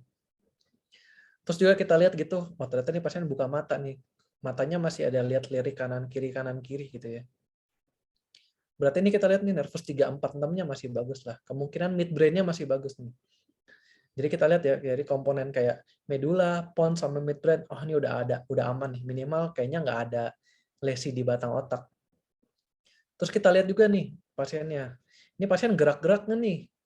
Muter kanan kiri nggak? Atau ada gerakan-gerakan spontan lainnya nggak? Kalau misalnya kelihatan dia, oh nih empat-empatnya nih gerak nih, bagus gitu ya. Oh ini berarti kemungkinan traktus piramidalisnya masih bagus nih. Jadi kayak dari korteks motorik ke sakral itu kita masih perkirakan, oh bagus nih. Jadi kalau dari 4 ini lo lihat, oh bagus semua nih, masih bisa tenang dikit lah. Ini kemungkinan lesinya mungkin bukan intrakranial, mungkin gitu ya. Tapi bisa juga intrakranial, kayak contohnya meningitis gitu loh. Bisa juga. Cuma ya maksudnya kalau kita lihat sekilas 4 begini, ya mungkin kita nggak mikir, oh ini ada perdarahan basal ganglia atau talamus ya, kita nggak mikir ke sana dulu gitu. Jadi kayak kita lihat 4 ini masih bagus ya, kita masih ada, oh ini masih relatif good lah, masih tanda-tanda yang baik gitu. Jadi ya nanti kalau kebetulan ketemu pasien, coba observasi begini aja. Ini kayak gini kan nggak harus diperiksa, jadi kayak lu lihat sekilas aja masih bisa dinilai gitu. Terus, nah ini yang tadi gue bilang, kalau dari 4 tanda ini lu bisa lihat, terus habis itu dari 4 glance tadi, terus lu periksa nih refleksnya. Refleks pupil bagus, refleks kornea bagus, refleks vestibulo-okular yang dual size-nya bagus, atau auditopalpebral refleks bagus. Jadi ini refleks auditopalpebral ini ya, untuk auditorik dengan kelopak mata. Contohnya kalau kita tepuk atau kita kasih rangsangan suara yang keras di telinga, biasanya kita langsung tutup mata. Nah, kalau 4 refleks ini masih bagus, biasanya nih kita masih anggap, oh nih kemungkinan midbrain, pons, medula, dan nervus cranialis ini masih intak semua. Jadi mungkin masalahnya bukan di batang otak ataupun jaras tractus pyramidalis yang tadi. Ya mungkin aja dia bisa ada masalah ternyata di meningitis, subarachnoid, itu masalah lain. Tapi seenggaknya minimal kita udah bisa lihat setidaknya di komponen yang kita periksa ini masih bagus gitu, masih normal. Nah, pemeriksaan lab. Pemeriksaan lab ini biasanya kita periksa lengkap ya. Cuma yang saya mau tekankan di sini kalau bisa sih pertama langsung GD stick lah atau vena paling awal. Karena banyak juga yang pasien salah. Pasien salah itu kayak hipoglikemia, dikira stroke. Jadi kalau kita pertama dicek GDS stick gitu udah 20, 30 ya kita tata laksana dulu lah gulanya gitu. Jangan sampai nanti ini pasien udah diperiksa seperti dianggap stroke, ternyata setelah gula darah venanya keluar hipoglikemi. Pasiennya udah di CT scan segala macam, ternyata dia cuma hipoglikemi, kan nggak lucu gitu. Kecuali dia ada jelas lateralisasinya atau apa. Tapi kalau penurunan kesadaran nggak ada tanda lateralisasi apa-apa, lebih baik coba cek gulanya dulu aja. Terus darah lengkap, fungsi ginjal, fungsi hati, ya ini pemeriksaan biasanya yang ini ya, yang rutin lah di UGD. Pemeriksaan lanjut tuh biasanya EEG, analisa CSF, brain imaging. Biasanya sih yang di UGD brain imaging aja. EEG di Indonesia kayaknya belum ada EEG yang sitok di UGD ya. Analisa CSF juga kayaknya belum ada yang bisa dilakuin di UGD. Ini etiologinya yang tadi. Jadi kalau kita bicara gejala stereotipik neurologi, ini kita bicara 4 ini. Ini yang nggak lengkap ya. Jadi maksudnya yang kira-kira paling sering muncul aja yang gue kasih tahu. Contohnya kalau vaskular, ini kita mengandaikan bahwa anamnesis lu bener ya. Anamnesis dan informasi yang diberikan keluarga benar. Kalau vaskular itu paling sering onsetnya akut, mendadak. Jadi kayak misalnya fungsinya tuh yang dari tadinya normal, kayak contohnya gue nih lagi ngajar gini, tiba-tiba ada defisit neurologis, nah itu paling mungkin adalah vaskular. Jadi nggak mungkin trauma, nggak mungkin infeksi, nggak mungkin onkologi. Jadi biasanya onsetnya akut banget, dan biasanya nggak ada gejala. Jadi sebelum kejadian stroke-nya itu, lu nggak ada keluhan apa-apa. Aktivitas bisa normal, biasa, hari-hari. Tahu-tahu jebret, ya stroke aja gitu, bisa. Dan biasanya dia ada faktor resiko kayak dislipidemi, diabetes, hipertensi asam urat, atau punya riwayat TIA atau riwayat stroke sebelumnya, atau ada aritmia gitu. Paling pun kalau ada gejala yang prodromalnya, paling biasanya bisa sakit kepala. Tapi kalau gejala-gejala lainnya sih nggak spesifik ya. Nah itu biasanya vaskular. Makanya tadi gue penting nanya, tentuin baseline-nya dulu. Baseline pasien sebelum penurunan kesadaran itu gimana? Kalau sebelumnya bagus-bagus gitu, nggak ada apa-apa, tahu-tahu nggak sadar ya, tahu-tahu nggak sadar ya, biasanya itu vaskular. Kedua infeksi. Nah ini infeksi ini agak-agak insidious nih. Konsepnya lebih ke subakut kronik. Jarang infeksi yang onsetnya akut kayak bisa sih kayak meningitis viral, bakterial itu mungkin bisa onsetnya hari ke minggu. Tapi kalau pasien-pasien kayak meningitis TB gitu ya, itu biasanya onsetnya lebih ke subakut. Jadi lo harus tanya ke belakang, agak sedikit ke belakang. Jadi jangan tanya cuma 1 minggu terakhir, 2 minggu terakhir, tapi lo bisa tanya sampai 1-2 bulan terakhir, bahkan 3 bulan masih bisa. Dan bisa cari juga faktor resikonya kayak ada TBC atau ada infeksi telinga atau sinus, terutama kayak pasien kita curiga abses otak gitu ya. Ada HIV atau enggak, sanitasinya gimana, terutama pasien yang kayak neurositis, serkosis gitu. Demam juga nggak spesifik ya, biasa demam. Kalau di meningitis bakterial biasanya ada demam, cuma ya di viral juga bisa ada demam, tapi bukan berarti harus selalu ada, bisa aja nggak ada. Dan yang penting juga infeksi ini soft sign-nya harus kita cari. Terus trauma. Nah, trauma ini biasanya paling jelas. Kan jelasnya ada pasien jatuh dari motor atau kecelakaan atau apa. Biasanya ini paling jelas, jadi nggak gitu susah untuk dicari etiologinya. Apalagi ada jejak di kepala, mekanismenya high impact gitu ya. Cuma masalahnya nih waspadanya, trauma ini bisa juga munculnya subakut dan kronik, terutama SDH. SDH itu pada pasien-pasien yang orang tua gitu, itu biasanya bisa munculnya late. Jadi kayak 1 bulan setelah trauma, atau bahkan bisa 2 bulan. Saya pernah ketemu yang 2 bulan. 2 bulan, riwayat traumanya 2 bulan lalu, datangnya dengan penurunan kesadaran baru 1 minggu, itu ada. Jadi jangan lupa tanya juga riwayat trauma sekecil apapun.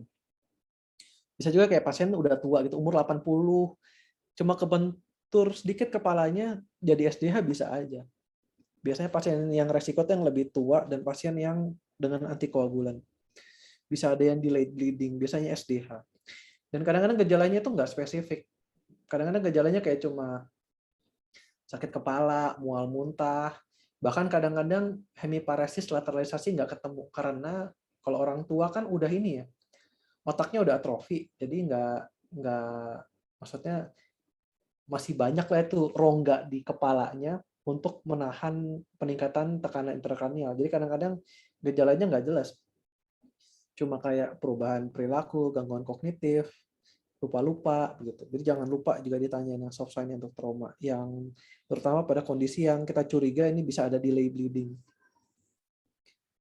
Onkologi ini mirip-mirip infeksi, tapi biasanya dia onsetnya kronik progresif, terutama sakit kepalanya.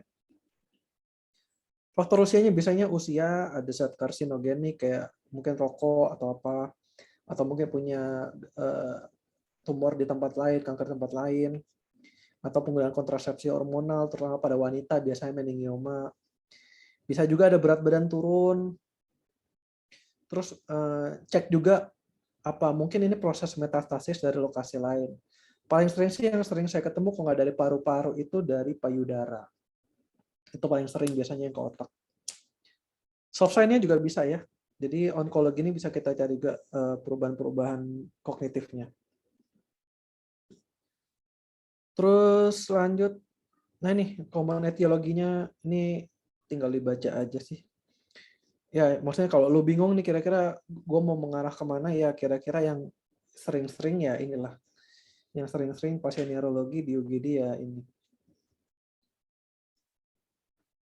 Terus habis itu atasan spesifik vaskular. Nah ini kalau yang kayak stroke-stroke gitu biasanya spesifik kita harus kontrol tekanan darahnya, kontrol peningkatan TIK. Nah ini kontrol peningkatan TIK bisa dengan operatif ataupun non operatif. Terus simptomatik, ya simptomatik ini untuk semua kondisi harus ditangani kayak ada demam, kejang, sakit kepala, hematemesis, hipoglikemia atau dehidrasi. Ini semua harus ditangani simptomatik. Tapi yang penting di sini vaskular adalah apa namanya lebih ke kontrolnya, kontrol TIK-nya ya, kontrol TIK dengan kontrol tekanan darah, baik dengan operatif ataupun non operatif. Non operatif ya dengan manitol gitu atau NaCl 3%. Kalau infeksi di sini biasanya tata laksana spesifiknya pertama tentu dengan kontrol peningkatan TIK juga, biasanya dengan steroid.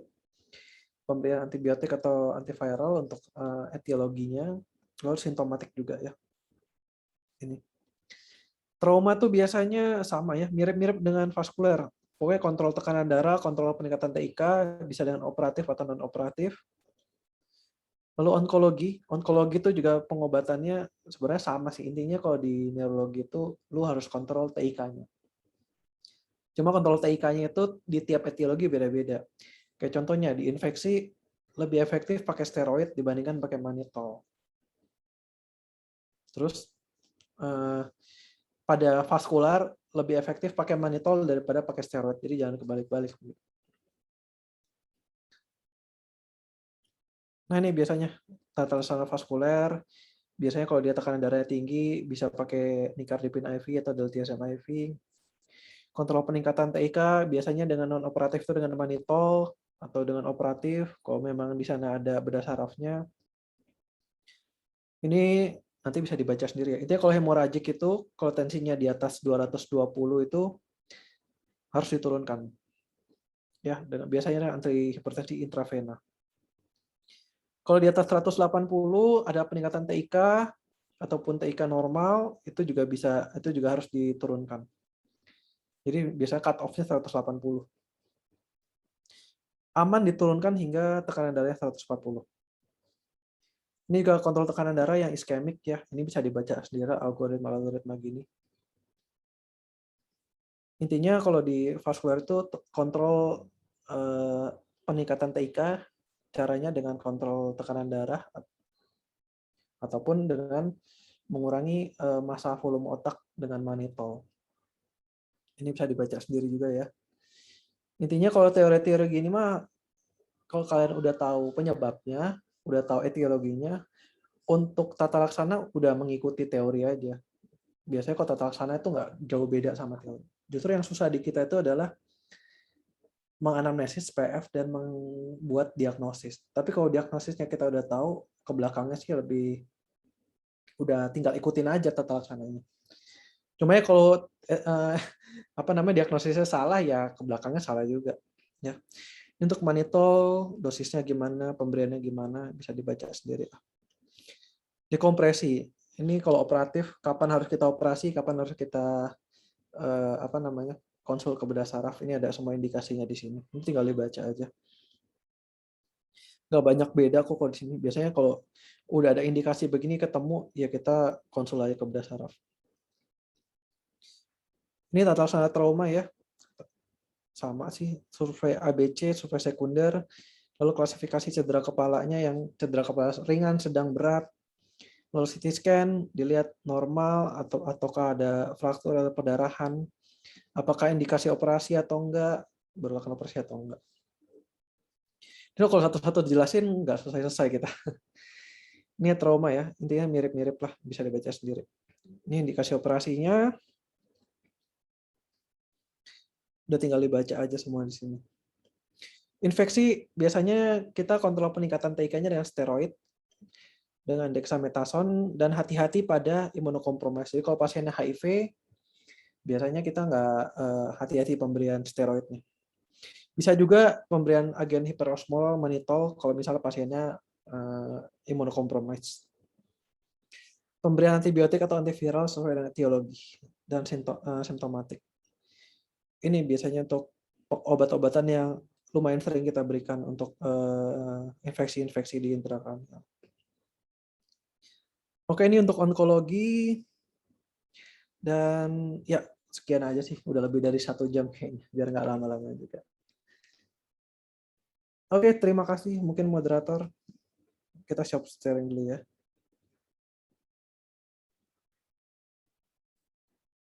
Ya, terima kasih Dr. Jeffrey atas paparan materinya, sangat bermanfaat ya.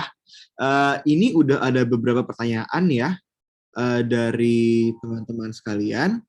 Namun sebelum kita mulai buka sesi Q&A, ini ada link feedback yang bisa tolong diisi ya. Isinya nggak lama sih, hanya kurang lebih 30 detik ya. Nah, sebelum kita lanjut ke Q&A, ini kita akan ada sesi pemberian sertifikat ya. Karena ini online, ini secara simbolis aja. Ya, terima kasih Dr. Jeffrey atas waktunya hari ini dan untuk paparan materinya. Oke. Ya, Terima kasih. ya, saya izin screenshot ya. 1, 2, 3. Oke. Nah, sekarang kita lanjut ke sesi Q&A ya. Oke, pertanyaan pertama dari Safira Tatiana. Ini Safira juga raise hand ya. Safira. Ya, boleh izin tanya langsung nggak, dokter? Oh iya, ya boleh. Silakan, Dr. Safira. Ya, selamat siang, Dokter Jeffrey. Terima kasih atas presentasi malam. dokter. Selamat malam kok siang. Selamat dokter. Dokter, kemarin aku dapat suatu kasus yang menarik, di mana pasien datang dengan keluhannya itu gangguan perilaku, dokter. Waktu itu dikonsulkan oleh 2 dokter, yaitu dokter penyakit dalam dan dokter syarafnya. Nah, terus waktu itu aku sempat dengar kabar katanya RMO-nya mau menyarankan konsul ke dokter kejiwaan, dok. Nah, ada tips nggak sih, dok, bedain kita pikiran gangguan perilaku karena organik atau gangguan perilaku yang penyakit kejiwaan, dokter? Oke, bagus nih pertanyaannya. Ini juga kadang-kadang bingung nih. Ini juga dulu kita sering apa namanya, sering dapat pasien yang salah nih. Mungkin pasiennya harusnya pasien psikiatri, tapi malah dikasih ke neuro. Tapi sebenarnya dulu tuh neuropsikiatri itu gabung ya. Zaman dulu, cuma saya juga nggak tahu kapan tepatnya tuh jadi diubah neuro sendiri, psikiatri sendiri. Sebenarnya prinsipnya sama sih. Jadi kalau misalnya, ini gue agak-agak lupa ya, karena kalau di jiwa, ingat nggak sih yang ada F1 sampai F9?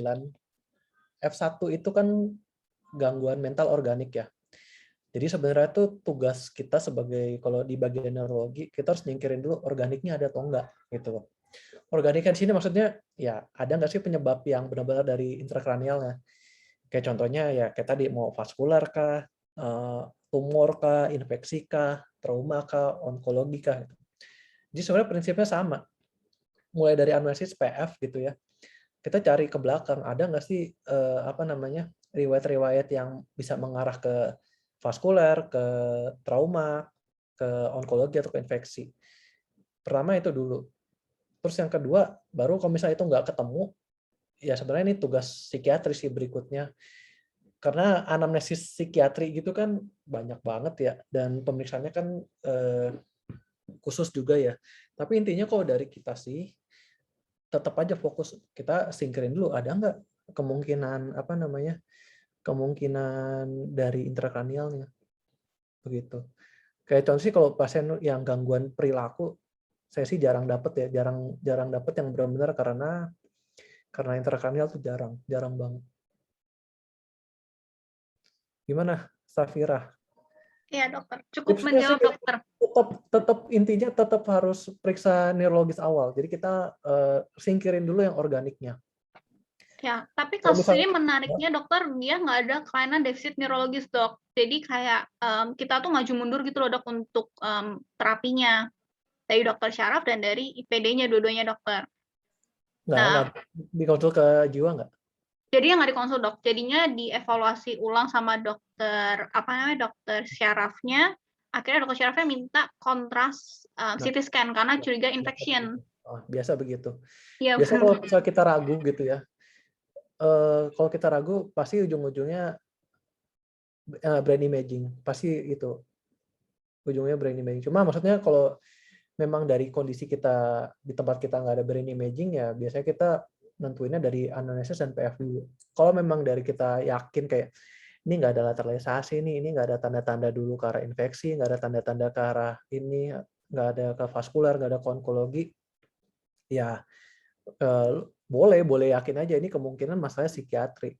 Terus kan juga harus ditanya kan, masalah gangguan psikiatri gitu, kalau yang pure psikiatri biasanya kan nggak yang akut, pasti dia ada prodroma lah dulu, dan nggak hanya terjadi dalam 1-2 hari begitu. Cuma memang kalau udah mentok, pasti biasanya mereka kan minta ya udah imaging aja begitu, nggak masalah sih. Oke, dok, berarti untuk menegakkan diagnosis sebenarnya nggak ada kayak kalau misalnya kita kan di rumah sakit kan pasti ada plafon-plafon BPJS ya, dok, ya, itu yang bikin susah kan ya, dok. Itu biasanya yang ya sebenarnya kalau idealnya ya kalau memang ragu, boleh imaging sebenarnya. Cuma ya kadang-kadang kita ya ada BPJS segala macam, Iya. meminimalisir pemeriksaan yang tidak perlu. Begitu. Jadi kalau misalnya dari awal udah jelas, oh nih kayaknya perubahan perilakunya, misalnya contohnya jelas nih ada kaku kuduknya segala macam atau apa, ya udah. Maksudnya tata laksananya langsung ke meningitis atau apa. Cuma kalau misalnya ragu gitu dan ke apa namanya ke psikiatri, kalau dulu saya pernah dapat itu kalau nggak salah dicoba dulu kayak obat-obat kayak haloperidol kayak gitu. Nanti misalnya sudah mulai tenang, misal gaduh gelisah gitu, udah mulai tenang, bisa dianamnesis, baru coba anamnesis ulang lagi untuk mastiin dia apakah bisa apa namanya memang beneran gangguan psikiatri atau bukan. Ya dok, berarti untuk membantu menyingkirkan organiknya itu bisa dok kita order kayak brain imaging untuk menyingkirkan aja kan dok organiknya, udah baru kita konsulkan ke kejiwaan kalau misalnya hasilnya bersih gitu dok. Boleh, cuma ya itu ya tergantung di tempat masing-masing ya. Kalau di tempat saya sih pasti saya dimarahin gitu. Iya dok, benar itu dia dok. Kayak lu residen neurologi, masa lu butuh imaging sih buat apa mau mastiin nih pasien apa namanya psikiatri atau bukan gitu. Jadi ya sebenarnya balik ke masing-masing tempat juga. Cuma kalau misalnya kalau saya pribadi kalau yakin ini bukan neurologi, ya kalau yakin ini bukan intrakranial ya sebenarnya nggak perlu gitu, nggak perlu dilakukan imaging. Cuma kalau memang apa namanya zona abu-abu nggak jelas maju mundur ya sebenarnya sih nggak masalah mau lakuin imaging kalau saya pribadi ya. Terima Begitu. kasih dokter, cukup menjelaskan dokter. Thank you. Yo, mantap ya diskusinya ya, sangat bermanfaat bagi kita semua. Ya, berikutnya Dokter Kusena ini mau nanya ya. Saya izin baca pertanyaannya ya. Dok, mau nanya juga, kalau pasien Penkes dengan TTIK, terus fungsi batang otaknya udah terganggu, kira-kira kita sebagai dokter umum, apakah masih tata laksana menurunkan TTIK atau bagaimana ya dok sebaiknya? Atau apakah ada cut-off waktu gitu ya dok, kalau sampai dinyatakan mati batang otak? Ya, ini menarik nih. Ini kan ngomongnya ceritanya udah kayak di real setting ya. Kalau saya ketemu pasien begini, pasien kurang kesadaran, TTIK, terus habis itu fungsi batang otaknya udah mulai terganggu nih. Ibaratnya kondisinya jelek ya. Yang saya lakuin dulu ini bukan tata laksana dulu. Masa ABC udah jelas lah pasti ya. Cuma saya nggak akan mikir mau turunin TIK-nya atau perlu. Yang saya lakuin dulu pertama edukasi. Pasti edukasi ke keluarganya dulu. Kondisi ini jelek, kondisi buruk segala macam bla bla bla. Intinya lu udah punya pandangan ke depan bahwa ini prognosis buruk, keluarga juga harus tahu, siap-siap segala macam. Baru setelah itu ya kalau gue pribadi sih ini kita tetap balik ke primum non nocere ya. Maksudnya kalau lu bisa lakuin yang terbaik buat pasien dan nggak merugikan ya boleh aja lu lakuin gitu. Jadi kalau masih mau coba dilakukan menurunkan TTIK silakan gitu loh. Cuma ya tetap prognosis prediksi kita biasanya kalau udah ada fungsi batang otak yang buruk ya kedepannya buruk gitu. Jadi jangan juga terlalu banyak berharap dan memberikan harapan ke pasien, ke keluarga pasien begitu. Jadi kalau kita sebagai dokter umum, apakah masih ada tata laksana untuk TTIK? Masih ada. Kita bisa coba kok. Coba ya mungkin walau terbatas ya kita sebagai dokter umum di UGD pun yang bisa kita lakukan paling ya pemberian kayak anti edema, manitol kah, steroid kah atau apa. Kalau memang kayak pasien-pasien yang bisa dioperasi ya boleh disarankan operasi. Cuma kalau kita sebagai dokter umum yang penting adalah edukasi sih, edukasi dan informasi KI keluarga dulu gitu loh. Jadi pertama itu dulu dan jelaskan prognosis dan kira-kira optionnya ke depan tuh apa aja gitu loh. Kalau untuk masalah mau melakukan mau nurunin TIK atau enggak itu pasti akan balik lagi ke penilaian masing-masing dokter. Kira-kira masih boleh atau enggak. Kayak contohnya pasien tensinya udah rendah gitu ya 90/70, tanda TIK udah ada. Ya kalau kita kasih manitol akan drop lagi tensinya. Jadi ya nanti pasti di situ akan ada pertimbangan khusus sendiri lah. Begitu. Tapi ya kalau saran saya KIE dulu yang penting. Jangan pikirin ke ini ya dulu, ke penurunan TIK-nya karena itu nanti akan menyesuaikan sesuai dengan kondisinya. Gimana, Dok? Ya, gimana Dokter Kusena? Apakah jawabnya menjawab? Ya, menjawab ya. Oke. Ini ada pertanyaan lagi ya dari Dr. Mona.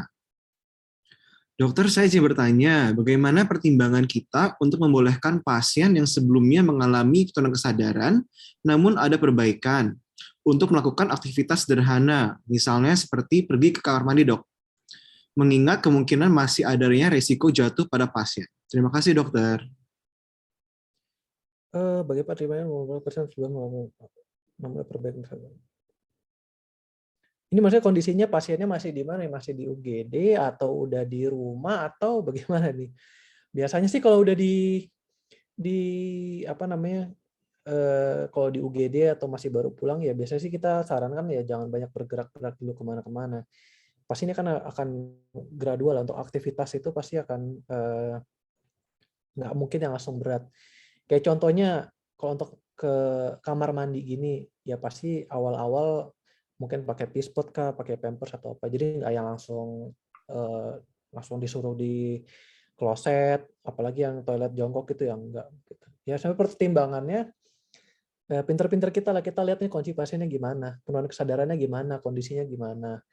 Kira-kira pas pulang GCS-nya berapa, kontaknya bagus atau enggak, kekuatan ototnya bagaimana. Terus apakah sebelumnya udah ada rehabilitasi mediknya atau enggak di rumah sakitnya. Begitu. Terus ya kayak lihatlah ini orang pas mau pulang jalannya udah kuat atau belum atau masih duduk di kursi roda atau bagaimana. Nah, itu kan ya bisa jadi kita pertimbangan ya. Ya kalau kita lihat kayak ini pasiennya kayak masih belum viable nih buat gerak sana kemari ya, pasti bilang jangan kemana-mana sendiri dulu ya, jangan toilet sendiri, toilet kayak hygiene-nya gitu ya lebih baik masih dibantu dulu. Mungkin mandi pun harus dimandiin dulu, mandinya sambil duduk atau biakannya dari pispot atau apa gitu. Ya ini nggak ada bakunya sih ya, sebenarnya ini kayak pengalaman aja lah, kalian bisa memberikan edukasi ke pasien kok sesuai dengan kondisinya dia. Gitu. Ya kalau kelihatannya resiko jatuhnya tinggi ya udah nggak usah paksa suruh ke kamar mandi gitu loh. Sebenarnya kalau nggak salah sih ada ini ya, ada scoring resiko jatuh pasien, cuma saya juga lupa sih biasanya yang scoring itu perawat biasanya. Jadi aku nggak banyak lihat-lihat apa namanya scoringnya. Tapi kalau mau cari kayaknya ada deh tuh scoring risk fall tuh ada. Oke. Gimana Gladys, apakah menjawab Mona? Ya, menjawab ya. Oke, mungkin ini jadi pertanyaan terakhir ya, karena kan waktunya udah hampir jam 9. Siap. Oke. Dok, ini juga menarik ya pertanyaannya kayaknya ya. Dok, saya izin bertanya, pada pasien Pankreas di daerah perifer, skor Sriraj-nya didapatkan mengarah ke stroke non-hemorrhagic. Namun setelah di CT, ternyata stroke itu pendarahan, stroke hemorrhagic. Bagaimana mengenai terapi apabila sebelumnya diberi trombolisis, dok? Oke, ini pertanyaannya agak aneh. Satu daerah perifer. Kedua di daerah perifer tapi ada CT scan. Nah, ada CT scan tapi kok udah dilakukan trombolitik sebelum CT scan. Jadi saya sebenarnya nggak jelas nih pertanyaannya. Jadi intinya sebenarnya trombolitik itu yang trombolisis kan maksudnya kan, atau antiplatelet. Aku nggak ngerti sih pertanyaannya maksudnya. Cuma maksudnya pertanyaannya menurut saya ini agak-agak aneh karena kalau di daerah perifer tapi dibilang ada CT scan. Ada CT scan tapi kok udah dilakuin trombolitik dulu sebelum CT scan. Itu maksudnya jadi kalau kita mau trombolisis, jadi protokol trombolisis itu ketat ya. Jadi pertama kita harus lihat onsetnya dulu. Biasanya sampai batas 4,5 jam itu 3 sampai 4,5 jam itu masih bisa dilakuin. Bahkan kadang beberapa SPS tuh nggak gitu berani mau trombolisis karena resiko transformasi hemoragiknya cukup besar. Jadi biasanya kalau dia kayak kelihatannya ini nggak terlalu NIHSS nggak terlalu berat gitu ya, biasanya nggak dilakuin. Tapi kalau protokol itu ada kriteria inklusi dan eksklusinya. Dan salah satu kriteria eksklusinya adalah CT scan. Jadi bukan normal ya. Idealnya tuh kalau pasien curiga stroke itu dari awal tuh udah harus langsung di CT scan. Kalau memang dia clear gitu ya, nggak ada perdarahan, itu bisa lanjut trombolitik. Jadi nggak mungkin kita trombolisis hanya dengan dari skor Sriraj gitu loh. Itu nggak mungkin banget. Dan habis itu baru di CT scan itu jadi mungkin urutannya salah kayaknya gitu ya. Tapi mungkin kalau ini pertanyaannya, mungkin pertanyaannya begini kali, mungkin di daerah perifer, kita curiga ini, oh ini iskemik nih, oke lah kita kasih antiplatelet gitu ya, mungkin kasih clopidogrel atau aspirin gitu ya, kita kasih loading lah 300, terus yaudah kita rujuk deh ke yang ada CT scan-nya. Ternyata pas di CT scan hemoragik. Nah itu maksud tata laksanya gimana? Ini saya udah pernah cari, jadi sebenarnya lu mau kasih aspilet 300 mg itu pada kondisi stroke itu nggak ada ngaruhnya, itu nggak akan memperberat apa namanya, nggak akan serta merta langsung bikin bleedingnya banyak gitu, nggak. Jadi lu nggak perlu terlalu takut bahwa kayak, aduh ini jangan-jangan nanti di apa namanya di CT scan jadi hemoragik, gue udah kasih antiplatelet malah makin bleeding, nggak, jadi nggak terlalu pusing gitu. Jadi nggak, gue udah pernah cari nggak terlalu ini kok. Maksudnya nggak yang langsung lu kasih ini lagi bleeding lu kasih antiplatelet langsung bleedingnya tambah banyak, nggak begitu. Jadi tenang-tenang aja. Cuma ya memang sekarang skor Sirius itu ya udah mulai ditinggalkan lah ya. Jadi kadang-kadang ya banyak yang nggak cocok juga gitu. Apalagi yang algoritma Gajah Mada itu udah paling nggak inilah, udah paling kuno lagi lah. Begitu ya, kalau ada CT scan ya lebih baik CT scan. Gitu ya Dokter Gladys ya. Siap, sudah menjawab ya. Oke, terima kasih semua. Kita sudah sampai di akhir acara kita. Namun sebelum pada leave, tolong ya kameranya dinyalakan. Kita mau ada sesi foto bareng pertama ya. Oke. Tolong TS bisa dinyalakan kameranya? Ya.